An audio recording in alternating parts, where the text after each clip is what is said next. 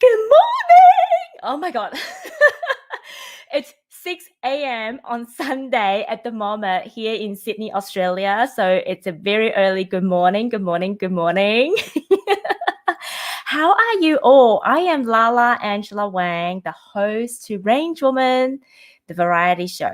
Today, it gives me a great pleasure. I am absolutely buzzing at the moment because I am interviewing somebody who is doing the same things I'm doing, and there's not many of us sometimes.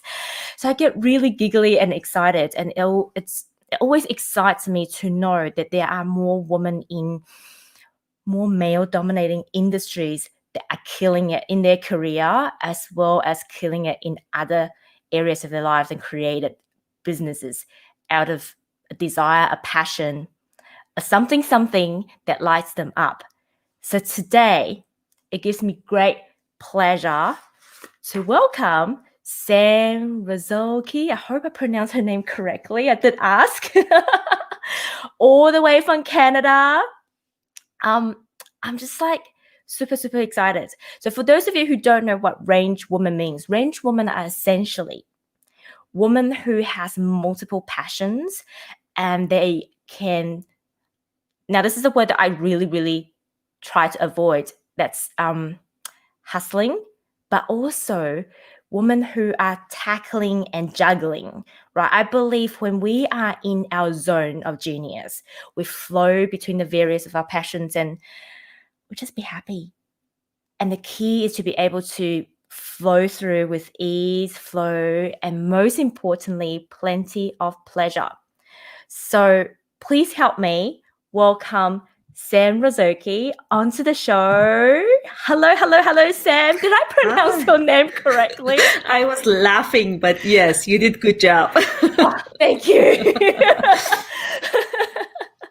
Thanks for having me. Oh, thank you for coming on.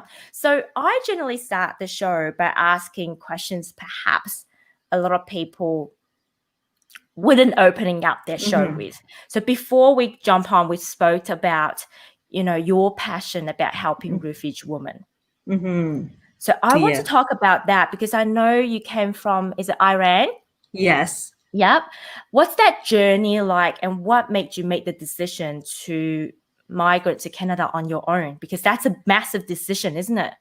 It is a massive decision, but I think I was so passionate. I guess I'm a petroleum engineer, so this is my background. And I was so passionate to kind of like try and work in other companies like outside of my country and see how they operate and gain those experience and kind of like move around and like have another experience in my life of living in another country. And it is not easy to kind of like just being by yourself and just moving here and just make sure everything is fine. But I was lucky enough that I had a job offer when I moved here. So the company made me a job offer. So I came here and I was like I wasn't that kind of person like coming and don't know what they are supposed to do. I had my plan ahead, and like as an engineer, usually you're planning it, I guess. That is so good. I was going to say, like, a lot of people, they would just do it. And I think from your background and the way that obviously you were trained, it makes sense. And that's such a good advice, though, if you really find moving into another country or, I guess, trying something new, scary, plan it out, right? Exactly. And I wasn't that much brave to just come in and just jump in and say, hey, this is it. This is me in the new country and I have to find a job and do that. And I really appreciate that other people do that. So for all of that reason, when I started my own business and I was keep thinking like there are lots of people, they are immigrating to Canada and they have some skill set that they can bring it in, right? And so why we are not kind of like training them and just make that happen? That's the huge dream that I'm following, and see like if I can kind of like be part of that journey, that would be great. And I kind of like started collaborating with a nonprofit organization here in Canada. They're helping refugee women to build their own business and settle down here, which is very interesting because when you move to a new country, it's new language for lots of Mm. people like me, Yeah. and you have to settle down with the culture. And now, if you have some idea and you want to start a business, you don't know how to do it. So these people are doing the amazing job trying to kind of like help women. Um, their main they are helping all the refuge people, but they have a program that they are basically just for the women, basically to start their own business and help them out. And for the collaboration, the first collaboration that we are going to do is going to start like next week, and we are kind of giving back 10% of our sales to that refuge program. So let me just add up to that. So if you jump onto Sam's website, Pensatta, right now, there's actually a 30% discount for your first order, and they ship worldwide. And Yes. then out of your purchase, the 10% actually goes out to this program that helps refuge women starting their business. Is that correct? Correct. Yeah, exactly. Okay. Yeah. So this is what I'm going to say. For anyone who purchased a bag on the back of the show for the next 7 days, if you purchase the bag, I will personally contributing an additional 10% to the program. So if you purchase the bag, let me know and say you literally quote the show, say I watched the Range Woman show and watch your chat with Sam. I will personally contribute another 10% towards that. Oh my God, I'm getting a goosebump. So basically, yeah, you can use this code Jumpstart 30, Jumpstart 30, and you get the 30% off. And if you have any question, and you can basically send an email to me, hello@pensatta.com. I will personally reply to your email. Wow, so you personally reply to all the emails? Yeah, for now, yes. I have a VA that she's really helping on the social media and everything. But really, the way that I'm building my business, face of my business, and for now, I'm kind of like responding to every email and any messages on the Facebook, Instagram. So basically, I will be kind of like the person to kind of replying to your emails, basically. Yeah. That is amazing. I'm going to come back to that and ask you, how do you flow between the various passions that you've got? But first of all, I think Australia needs to get to know you more. Who is Sam? How did you become did you say a petroleum engineer? Yeah. Make sure I get the technical terms right. Yeah. And then how did you go from a petroleum engineer to a bag designer? Who are you and why do you do what you do? So that's interesting. I know I get that a lot. So what happens? I back in Iran. So I started as a mining engineer first. That was my bachelor degree, and then after that, I started like kind of finding. I did like the 2 summer kind of internship in the companies back in Iran, and then I found it seems 1 year I was in the mine basically. The other year I was in the office. I was doing some geophysical interpretation and like finding it very amazing how you can find oil and gas and like how to produce and all of that. So basically I switched to become a petroleum engineer, and I moved to Canada in 2009. Before that, I moved around a little bit. I worked in Iran. I worked in Venezuela. I did a sabbatical for my PhD in UK, and then finally I ended up coming to Calgary in Canada.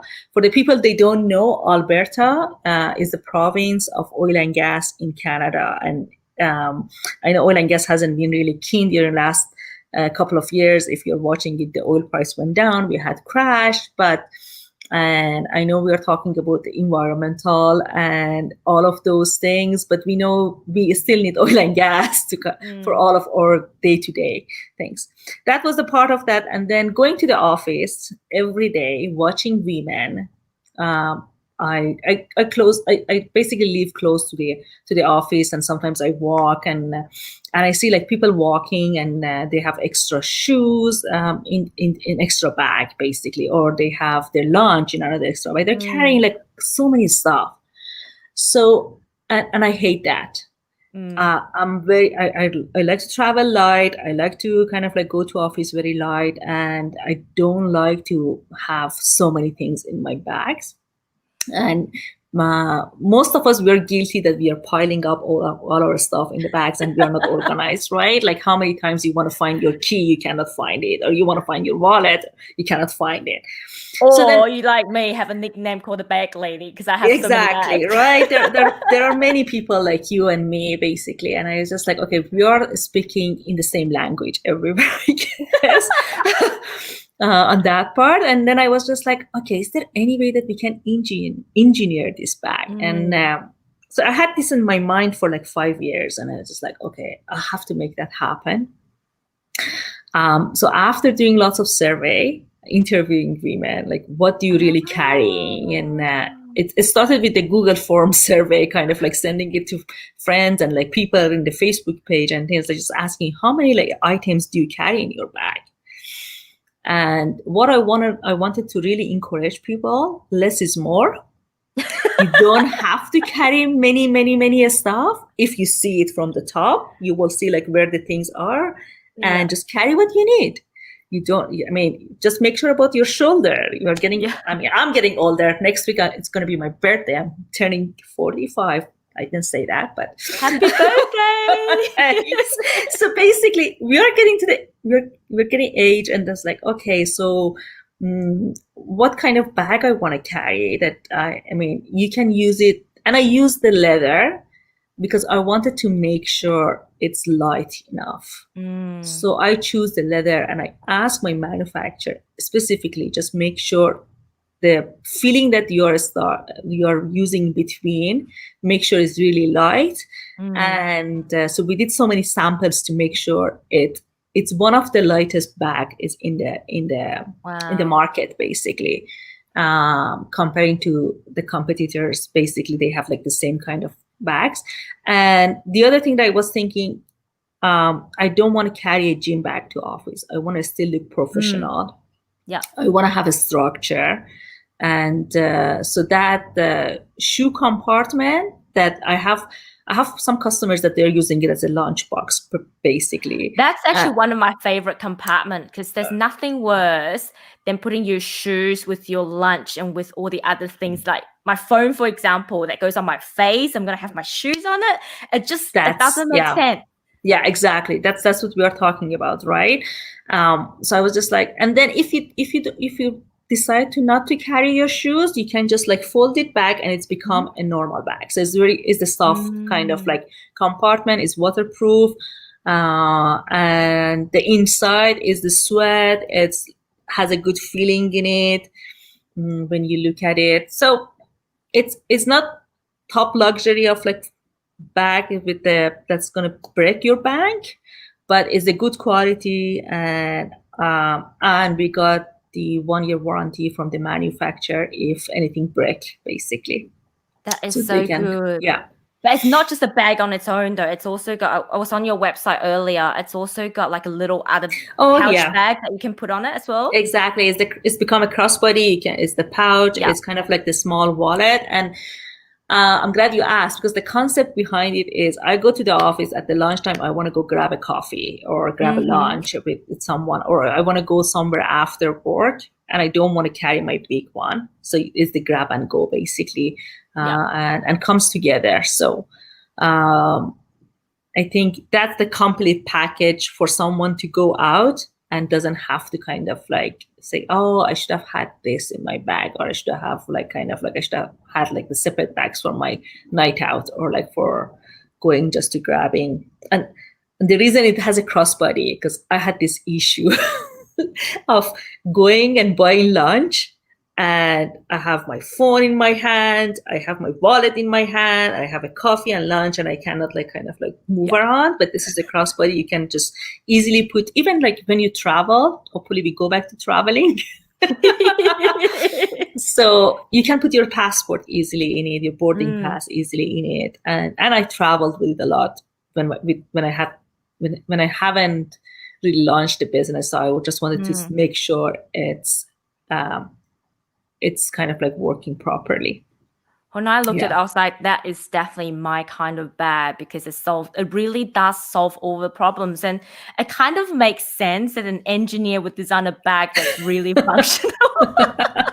Yeah, that's the purpose of that, right? Yeah. Otherwise, I don't call myself I'm a fashion designer or things. Hey, No, the I bag won't say still that. looks really pretty. Thank It's you. it's functional but also stylish. And I think that's one of your sort of aim is that I don't want just a normal bag that's like normal looking. At Hmm. least it's got some style and pizzazz Yeah. to it as well. So I absolutely love that. Now, when you were saying to your parents, I'm going to study as a engineer or a mining engineer, what did they say back in all those days? And why did you want to become an engineer working in the mines? Uh, that's interesting because at the same time that I had the option to be a mining engineer, I had the option to be architect. And I really loved to be an architect. I was like basically aiming for that. Yeah. And then I got to this mining engineering school, which it was the first time back in Iran that they were accepting female kind of engineer to become a mining engineer. And it was five of us in the class, and the whole kind of like this mining school, they were all kind of like boys club basically. Like we walked in just like what the heck they are doing here, right? And I remember on the day that we went to register, the most of the lecturer and professors there, and just like, you guys should go and just change your major. This is not a place that you are going to be. Guess what? All of us, we became mining engineer. Like something like it was five of us, and those four, they're still in the mining engineer. I'm the only one. I kind of like branched out to the petroleum engineering. And one of my friend, she's in South Africa. She is a mining engineer there, and kind of like more in the geomechanic part. That is like Mm. she doesn't go often to the mining to the mine basically, but yeah, it's and my parents, they basically they registered me for the architect kind of school for one semester because they thought I'm gonna be kind of like regret that and I'm gonna come back. And that was a private school. And the reason I didn't want to go because it was a private school, it was very expensive. I'm like, oh, I don't think that I want to go to a private school either. So anyway, that was, and everybody, it was like my parents, they were okay. I guess my whole family, like the uncles and everybody was just like, you didn't go to the architecture like a school? Like what's wrong with you, right? And so what happened next? It was very interesting. I came back home with my bachelor degree and I couldn't find job. Like everywhere I Mm. was going, like, if you want to volunteer, you can volunteer, but this is like the guys club basically. You cannot get in. So I stayed home for 1 year. I stayed with my parents for 1 year and I studied to kind of like get into the master. And that's why I had to continue because like, okay, I'm not getting to the mining uh, kind of like job. So I'm going to kind of like continue and just branch out to the petroleum engineering. And that's what happened. And here I am. And that's what happened. Mm. But yeah, my parents' reaction at the beginning was kind of a little bit, my parents, they weren't really kind of like coming and saying, why did you do that? And just blaming me. They're not that kind of people. But anyway, I think maybe deep down they had like, is she crazy or something? but but but you know what? They trusted me, Mm. and they trusted my kind of like decision that I made. And it was really good. It was a good journey. It's so interesting because I'm the opposite. So I started in architecture. So I finished my 5 Mm. years degrees. And in the end, I was like, if I can study masters in project management, it's going to make me a better architect. And Yeah. guess what? It was a point of no return. As soon as I started project management, I fell in love with it and I have never practiced as an architect since. Wow. But the funny thing is my dad still thinks I'm using everything I've learned from architecture, and he still thinks I sit in the office and draw all day. So the conversation after 15 years is still, what are you doing walking on the top of a scaffold? Your life insurance doesn't cover it. You should be in the office drawing. That's interesting. Yeah, that's So interesting. it's a real joke now. It's funny how our parents perceive our career in a way, but the industry has progressed so much, and there's so many more girls. Right. Traditionally, you just wouldn't see girls in those industries that we are in, Correct. right? Yeah. So what would you say to perhaps a high school graduate that's looking to get into your field or my field, or maybe somebody who's currently studying engineering and they're kind of thinking, what am I doing? I'm about to go out to this world. You know, there's going to be so many guys out there. What would you say is 3 of your top skills that has allowed you to have such a successful career in mining and in engineering? First of all, they have to love what they're doing, right? That's the thing. It's like if someone is forcing you to do some things, don't do it. Just like find your passion. You're very young. I mean, it's really, if I was 18, so I might do something different, right? Who knows? Like, especially these days, there are some jobs that they haven't been existed that time. No. Right? Like social media, marketing, those are stuff. I'm so interested in those part of that too. And I'm like, okay, I'm learning this stuff. Like, but I think one of the things that I had a confidence. Even deep down, maybe I was just like, oh, can I do this or not? I wasn't showing it most of the time. So it was just like, and one of the things I'm still guilty at work, I always put my hands up. Oh, I'll do it, right? And then after that, I'm like, okay, I'm burning out. Why did I say yes to everything? So that happens to me a lot, even like I was feeling it that way this week at work. I was just like, someone else could have picked it up, but I was just like jumped in. I'm like, I'm going to do that. Being persistent and make sure you have a voice in the company, because that's one of my lessons learned. You always have to talk about yourself and your skill set loud, because people, they won't see you or they don't know what you want to go in career. And that was one of my they didn't think that I didn't know. I thought that I do my job and they see me and they promote me and see that. But it seems, no, you have to also talk with your peers and your manager and everybody, say where I want to go and what I want to do. Basically, that's part of that I'm still learning. But yeah, and the other thing, I believe in hard work. Sometimes you get disappointed. Your hard work, sometimes it doesn't recognize, but you have to just keep going and keep doing. Finally, it happens. Like, I had those conversations with many people, and I guess sometimes we get to that mid-crisis life, kind of like midlife crisis that we are now in. I mean, I am in, maybe. It's just like, okay, do I still want to do this, or do I want to kind of like change, or what I want to do? But I don't know how many advice I gave. Did I give 3 or not? But just just be persistent. Just have a loud voice and make sure you love your job. I guess those 3 is going to help you to basically go to the next level. That is so good. And I think for female, that's a common thing, right? To be able to voice ourselves and not feel like we're too cocky in a way. Yeah. So how do you do that? Have you got a tip for that? Push yourself, I guess. You have to really push yourself to say stuff. Like, otherwise it's really difficult. I sat in meetings that they always cut me off when I stop talking, and you feel like you're in the competition. You have to just like say. But one thing I'm learning now, you have to practice what you want to say.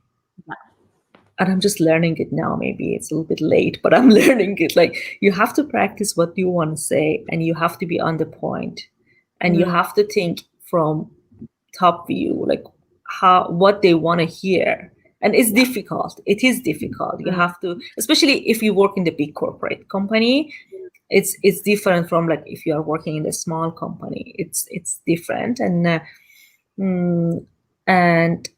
and practice like the project management, as you said, that you're the project management.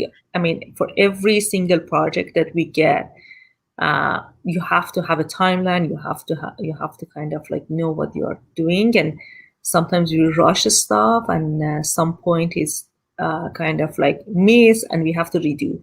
It's like start from scratch again. Just those are all kind of what I would say. So now tell me about Pensatta. Obviously, you've created it and it's now launched. It's now out there. Has anyone ever asked you this question? Like, now you've got this brand of yours. Are you ever going to quit your corporate career and just really focusing on creating bags for women? It's really, I know I get that question, but it's really early. I think one of the reason I had Pensatta was like, I think it was for my satisfaction to build something and own it, and kind of like lead it the way that I really wanted. That's the part is really satisfy me, and try to kind of like give back to the community. This is the part that I was missing from my maybe day job. That some part of it is out of my control. I wanted to kind of like have some things and practice business, and I love the business side of like Pensatta or any company. I like to see what is in and out of it. It's not only designing it; it's a whole package of like running a business. It was very interesting for me to kind of learn, and I was just, okay, I'm gonna start this. It's gonna go slow because I have a day job, but at the same time, I really like my day job too. Like I enjoy it, and it's very interesting. I'm a little bit branching out. I had some coaching session last 2 weeks ago on the leadership, and they were asking me, where do you get your energy? And I was just like, I always get my energy from my day job. Like, I used to kind of like basically now have Pensatta, so it's different. But really, that was like kind of where when I go to office, I see people, and I like really working in a team. So I get lots of energy when I get a project and I need to finish it and things. And don't get me wrong, sometimes it's very stressful because you have a deadline, and it's like, and the work I do is very technical. It's not something that if I push myself and have more time on it, it's going to be done. Sometimes it's a technical work that you have to kind of solve things, and you have to iterate stuff and doing this stuff until the combination comes out, and it's very time consuming. And but I enjoy it. I see that as my own. I was treating every single project in my at the office as my own business, and Pensatta is another project for me. Let's put it that way. This is my own kind of like project that I like to kind of like move it forward, plan it, and learning. And now outside after 5, and you know what? COVID helped me because in some point, because we went virtual. Now I am attending lots of like meetings which are virtual, and they are after 5 p.m.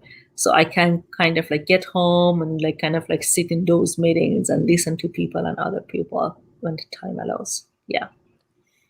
I'm glad you talked about COVID, because for me, I remember that first week when Australia decided to go into shutdown.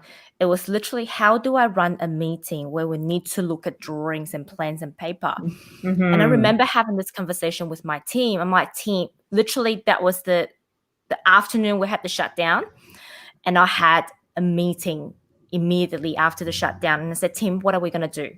And I remember my team member said to me, oh, let's just go on a teleconference. I'm like, dude, we can't even look at the drawings in front of us and coordinate the services that's overlapping. How do you expect us to communicate without looking at the drawings and just going on teleconference? And I said, have you heard of this thing called Zoom? And I had blank faces. And it really excites me because imagine the amount of traffic, imagine the amount of traveling that our teams used to spend. And I think we've become a lot more, sort of speaking on behalf of the construction industry in Australia, I think we've become a lot more productive that way. And we're also a lot more time conscious in a way. My meetings are now, from 30 minutes to an hour, whereas in the past, it used to be 90 minutes, 2 hours. And it's draining and it's time consuming. So I'm actually celebrating COVID quite a bit. Right. Yeah. We were one of those companies that we got back to office really early. So after a couple of months, because we had our own offices, each person has their own office. So it was easier for the company. We got back. But COVID basically showed us like how everything can be upside down in a couple of days, basically. And then you have to be ready. Or if you are not ready, you have to kind of like quickly act and change your behavior and and pivot basically from what you are kind of like doing. And it's not easy for sure. No. And I think and lots, you talk about resilience a lot, right? I think being resilient really helps when you jump into situations like this. And I imagine you're the same kind of person as well, where it's like, okay, we've got a situation. How can we be creative around the situation and get ourselves out of it? And I think that's the engineering part. And really my question to you is, can you see the parallel between designing your brand, which is Pensatta, and what you do in your day job? What I see in common, basically, you say, it's all about project management. We go back to saying, like, it's basically how like designing it's one thing, planning ahead is another thing. So right now for my business, I have a virtual assistant that she's helping me out. So and she's another country basically, and so the way that we communicate through LinkedIn and message each other, and then after that it's like, okay, I want this, and then we have a weekly meeting for 1 hour. I just had a meeting with her like today morning, like, okay, these are some stuff, and I'm not saying I'm perfect because I'm not. But sometimes it's not about perfection. It's sometimes it's like moving forward and you're learning, right? So it has been like a couple of months that we are working together, and I think we are getting better and better, and we understand each other now. So I guess the common things is really project management, and then how to lead the stuff, and that's the most important part of it, and value people and value people's.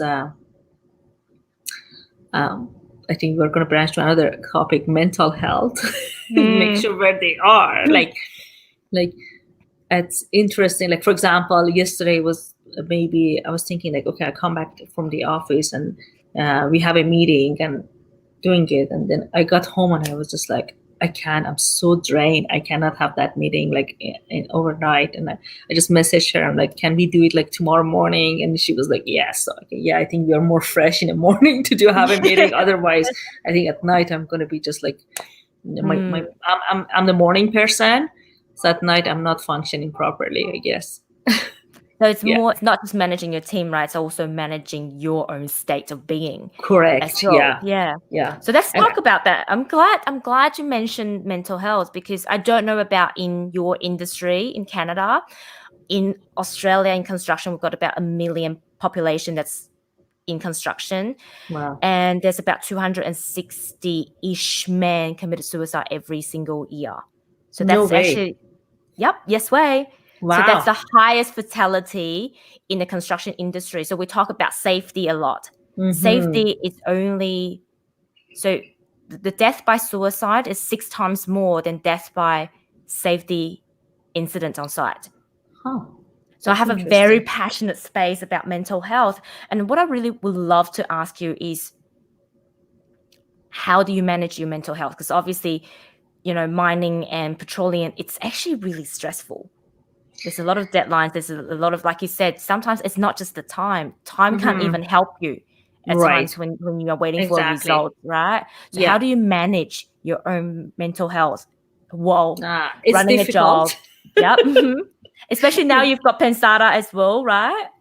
It's a lot. And Mm, so um, in my role, I used to have lots of research work, which is like, it gave me time to kind of like doing it. But with everything has been changed and oil and gas is kind of like different now.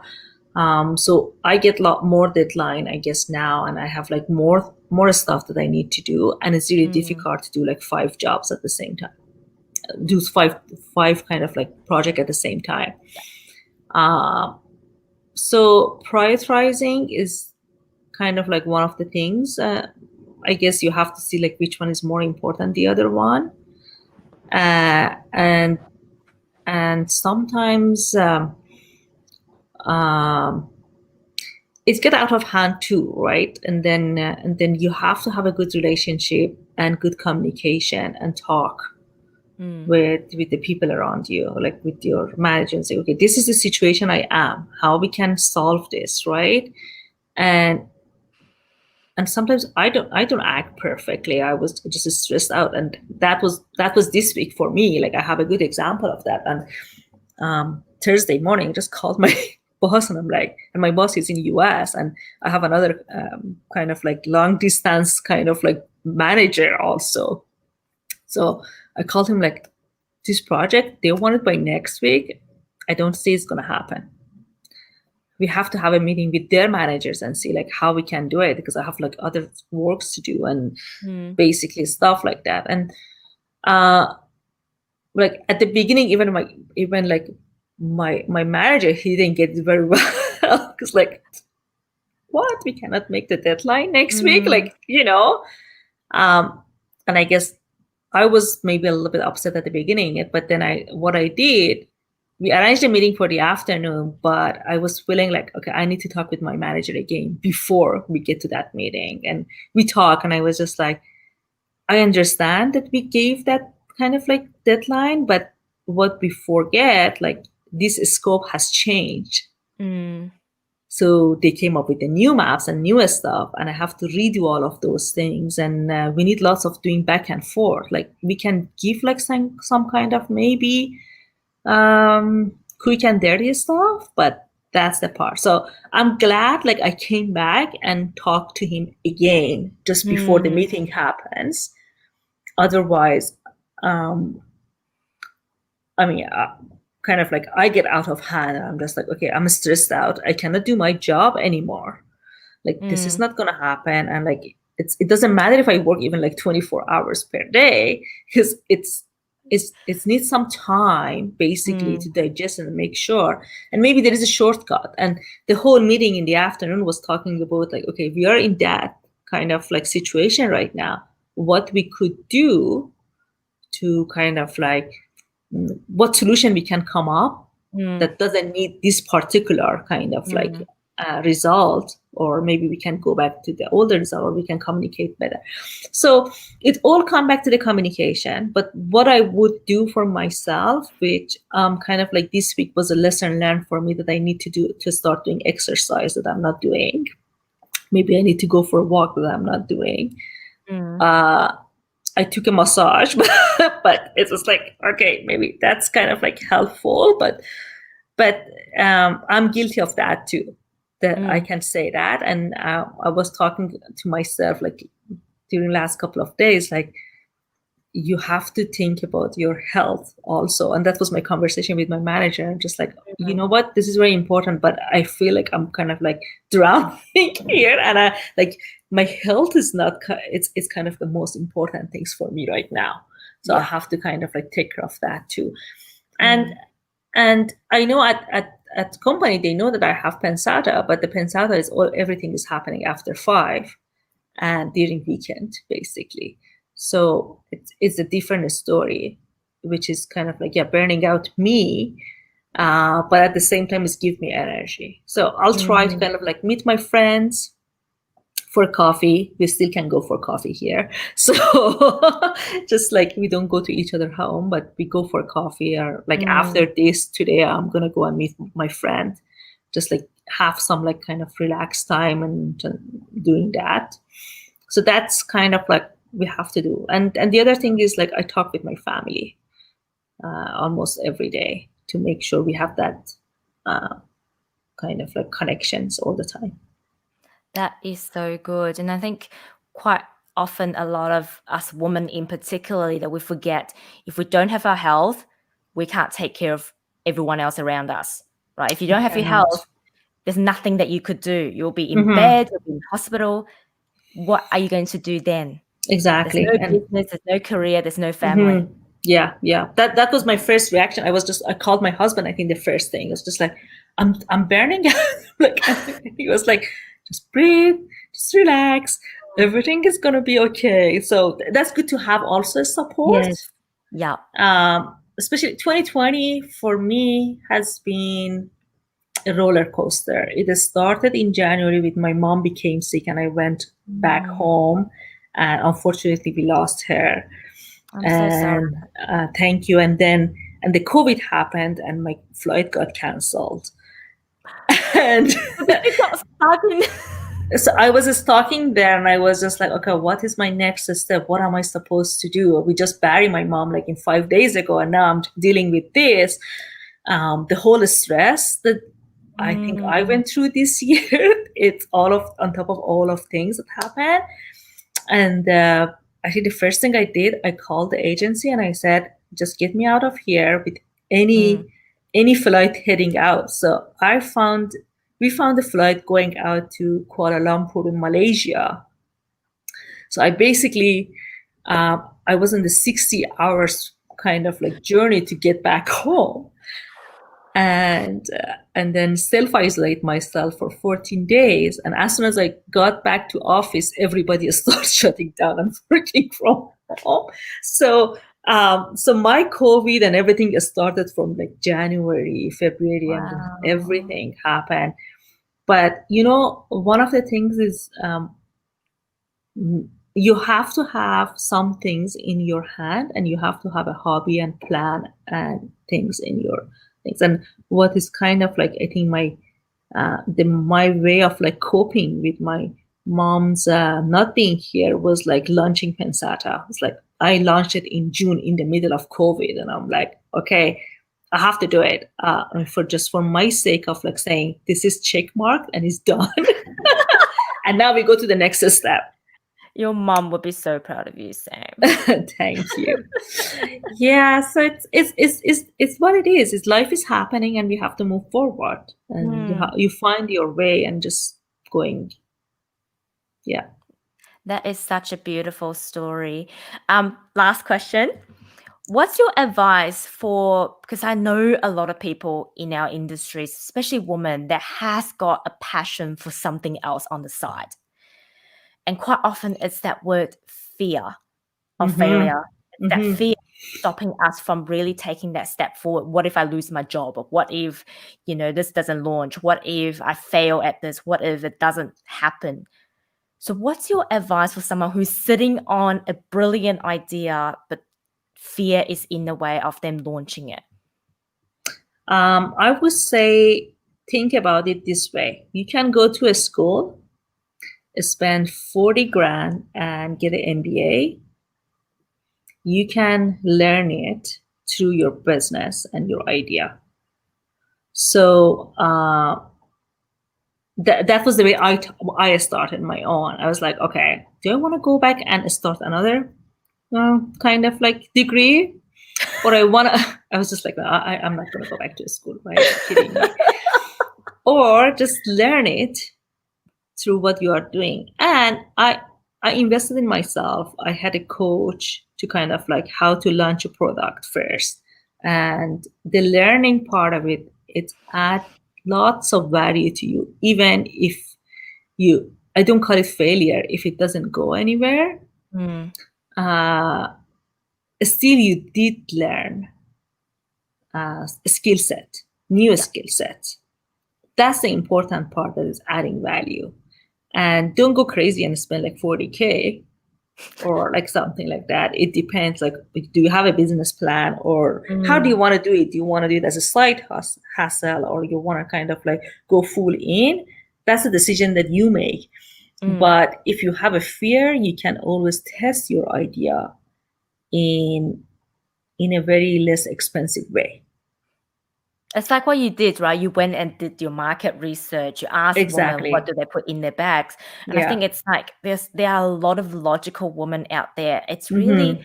the way that I see it, having been in business for 5 years now, it actually goes hand in hand. So Mm-hmm. what we are good at with our career is actually going to help our business. But what we're learning in this new business skill set is actually going to help our career tremendously. That's the perfect way of saying that. And that's, yeah, exactly. So both of them, they're helping each other. And since I started Pensatta, I have been involved in so many organizations for women. And one of them is called SheO. I don't know if you have heard I of actually them. have, yeah. Yeah, and they are in Australia too. They started from Mm. Canada and they are now in Australia. Ah. And you meet lots of other women entrepreneur or entrepreneur, basically the people that they kind of want to be entrepreneur. And I yeah, love that. Yeah. yeah, that's a term that I learned from CEOs. Like, okay, who you are basically, and the beauty of that, you're helping other women kind of like uh, start their business and that, and it's a beautiful community to be in. Mm. And you're giving back to women. As far as we know, I think it's what they are saying is around like it's around 2.6% of women are CEO. So you're helping them, you're helping our community to kind of like grow. And I don't call myself feminist because I believe that everybody, men or women, do a good job. They should grow and they should go to the next level. But unfortunately, there are some unconscious bias. We Yeah. know that, and we know if the guys know 30% of the job, they have more confidence as woman that who knows 80% of the job, and I'm guilty of that too. So, and sometimes I feel like, okay, I know everything, but I don't put it messaging it out properly. So I get so maybe deep in the details that I don't see the bigger scope of that. So look at the big picture. That's whole my blog is about, like resiliency and looking at the bigger picture and see what you gain. And if you make a decision, Purpose on purpose, isn't it? exactly, Yeah. yeah. And then if you don't, if you decide not to do it, accept it. I accept it that I'm not going to do this idea. That's it. Don't regret it. Most probably something else comes up, and then you learn about that part of That your is life so too. empowering. That is so Yeah. empowering. I think quite often as a woman, we give our power away by Mm-hmm. saying, well, it happened to me. Right. But to say that I choose not to go ahead with this idea Mm-hmm. because it didn't work for me, I think it's a Right. far more empowering Right. message to get out there. Yeah. And then that Yeah. way it's like, it's not because I have failed, it's because I choose not to go ahead with it. Yeah. That's one thing, and the other thing is there's some part of the life that is out of your control. Mm. Even if I want to be a CEO in my company, it's not going to happen most probably. And I know that I don't have that kind of like a skill set to be there. But there's some level or some stuff that I want to change around myself, but it's not under my control. So, but what I would do, I say, okay, I did my job, I tried it. If it doesn't work, most probably I'm going to be Better or person. I'm better. No, I'm going to be like mad and I'm going to be angry that didn't happen to me. But then I always tell myself, like, you can be mad only for like 2 days. Just move Ah, forward. That's it. Done. So you have to kind of like move forward, and that's I'm trying. And sometimes I have a struggle to do that too. But that's one of the things that I always tell myself: if this is not happening to you, and so there's a reason behind it, and it's out of your control, whatever it is, and just move forward. build a bridge and move forward, right? Get over it. Get over it. Yeah, yeah. Oh, Sam, thank you. Thank you so much. I had so much fun with this interview. Now, how can people find you and how can people find Pensatta? So pensatta.com is our website. We do have our handle for Instagram is @Pensatta. For Facebook is Pensatta Bag. Mm-hmm. We have Pinterest, it's Pensatta. So basically you search Pensatta Bag, it comes up all of the videos and everything. We have YouTube channel just for like the videos that we post. We have LinkedIn for our LinkedIn. Basically, we are in almost all platform except Twitter. I'm not a Twitter person for some reason. I don't know what to do with it. Actually, I understand. I've got no idea what to do with Twitter. Yeah. So and you can join our email list, and you will get all the newspaper that we have about these blogging, sales. Check out the blog. It's an amazing blog. Yeah. And what kind of like. And we get emails about like why I started this business and why there's a why behind it. And I'm hoping I come with more designs that what I'm working on, and hopefully we get more design. I am super excited for you. Yeah. Amazing. Thank you. Bag. I know. Yeah. Isn't that we need more colors in our life? Yeah, I believe so. I started also with those two colors because it was like, okay, that's the first that most of the people they like, but I would love to add more colors to people's life. Yeah, you've got to. Yeah, it takes time. It takes time, and kind of like building a brand. It's not easy, so you have to be always out there, and people they have to know you, and they have to trust you. And as a new brand, they have to trust you. And you have to build that trust. And when I launched, there were people that they are buying from Australia, Italy, and they were supposed to get their bag 3 months later because we did the pre-order program at the beginning because we wanted to be sustainable and make sure like we are not overproducing. And the interesting part was like, okay, I had to build the trust for a year and a half before I launch. It just didn't happen, and you have to be patient about that. So it takes time, but just be persistent, as I said, and that's the part that it helps you in the corporate and will help you in the business. I love that so much. Well, Sam, I'm not going to hold you up any longer. Thanks so you much. need to go out and enjoy your time with your girlfriend. Yeah, sure. Yeah, exactly. Thank you so much. And for everyone who's watching, check out Pensatta. I would definitely be buying a bag, or maybe 2 or 3. That would be nice. Yeah, that would be great. Thank you so much. And for those of you watching, thank you. Bye.